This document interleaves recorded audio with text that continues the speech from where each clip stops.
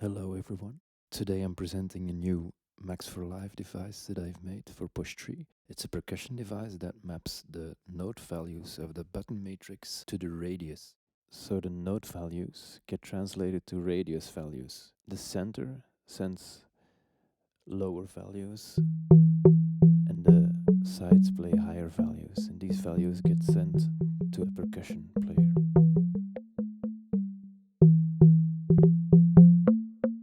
There's quite a few controls. Let's open info view to see what every parameter does. Damping dampens, obviously. Overtone sets the amount of higher frequencies and their decay. Position to pitch sets the amount of variation from center to side.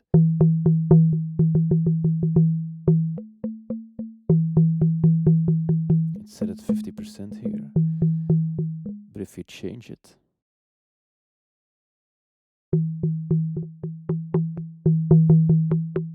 there's no variation if I turn it off.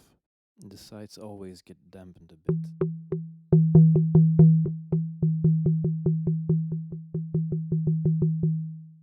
Tuning sets the pitch of the membrane, and you can consider this as a fine-tune parameter.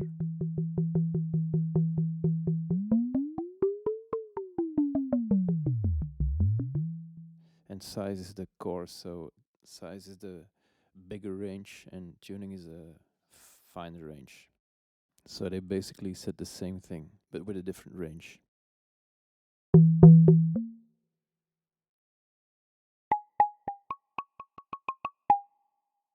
You can really get into bass drum territory. Glide is for avoiding clicks sometimes, but we'll get to that when using different exciters and triggering them fast. Little clicks appear and you can avoid them by turning glide up. You can really hear it if you dial it up.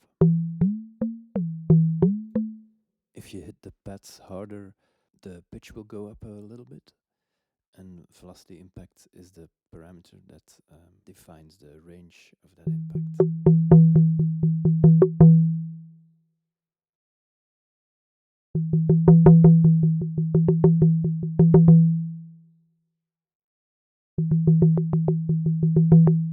And then there's the exciter, and there's a stick that you can use. There's not a lot of difference now, but it depends on the settings of the other parameters. There's also a mallet, which sounds a bit softer.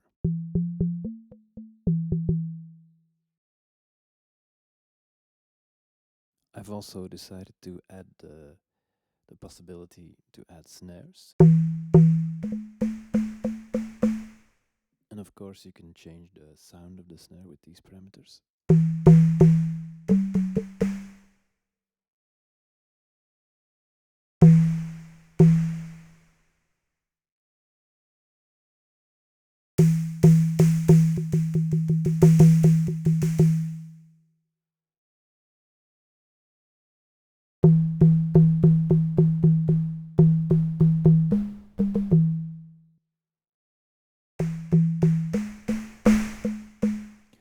You can get a broad range of sounds out of this.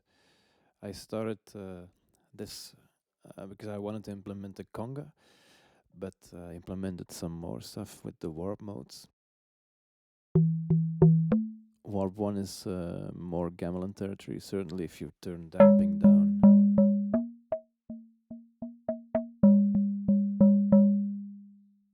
And overtones up and pitch up.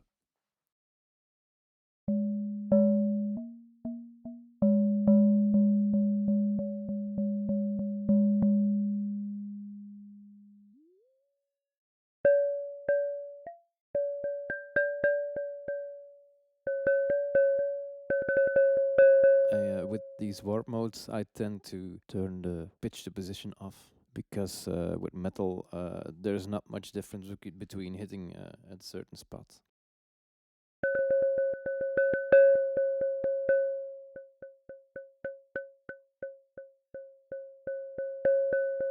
And warp 2 is bell sounds.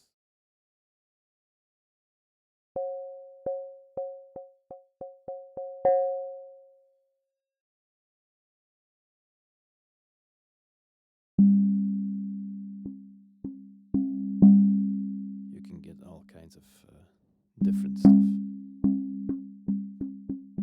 So when you hit a pad, you can see that every pad that corresponds to the same radius lights up as well.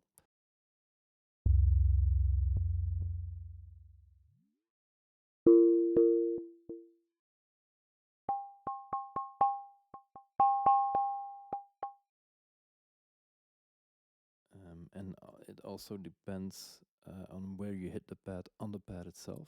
By the way, this works for Push standalone as well. Now about the colors of the pads. The membrane was meant to be white and then light gray and dark gray and then black in the middle, but for some reason this only works in standalone. If you connect it as a live controller, as I'm using it here, yeah, you get this indigo and purple colors, but I can show you how it looks in standalone.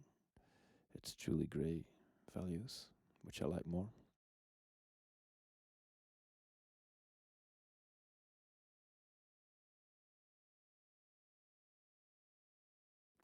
You can of course use it as a regular MIDI instrument and send it note values.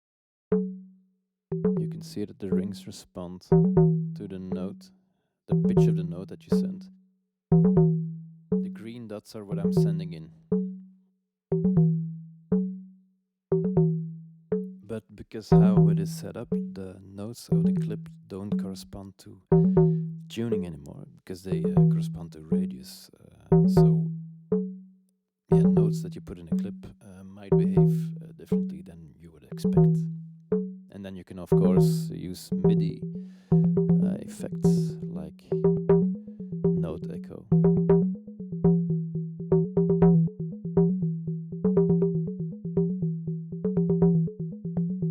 If you don't send it pitch values, it will just return the note repeated.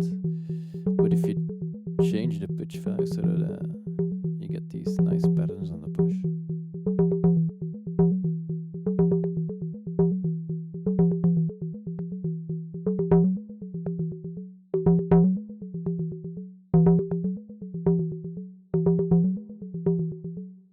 Add a little bit of delay.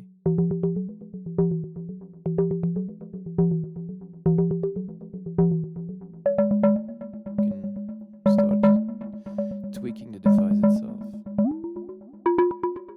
Let's turn the velocity down a bit.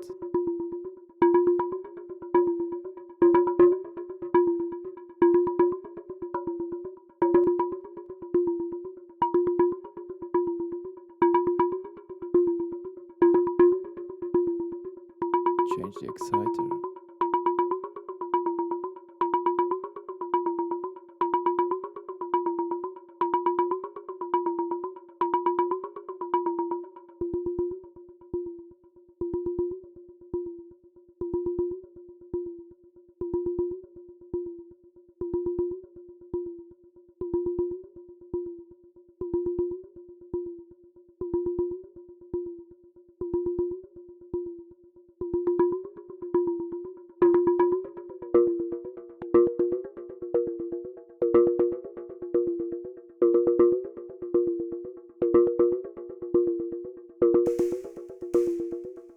This can really get loud, so I added a volume slider as well. But you get the idea, that's about it. I nearly forgot, I also implemented this. I first made it in Max before I made it here. So the original purpose was to track hit position on a wooden board with two piezos, so the difference between those two piezos in volume would determine where you hit the board.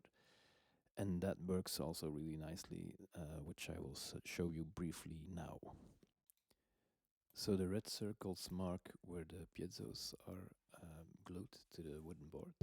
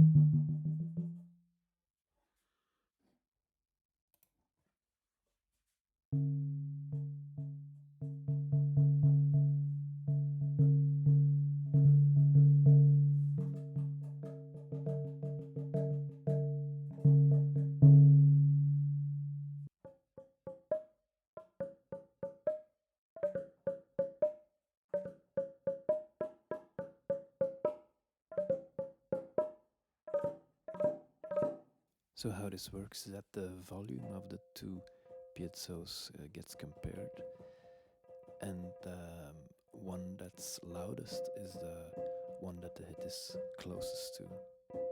It's a simple principle, but it works, as you can see.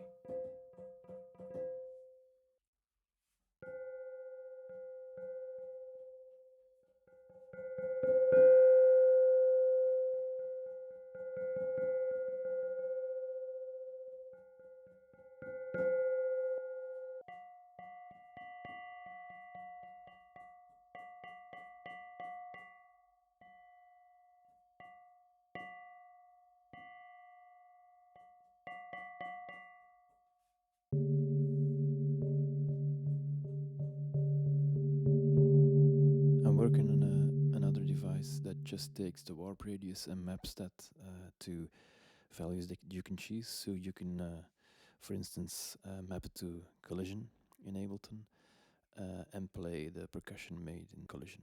And that's coming real soon. Thanks for watching and enjoy the device.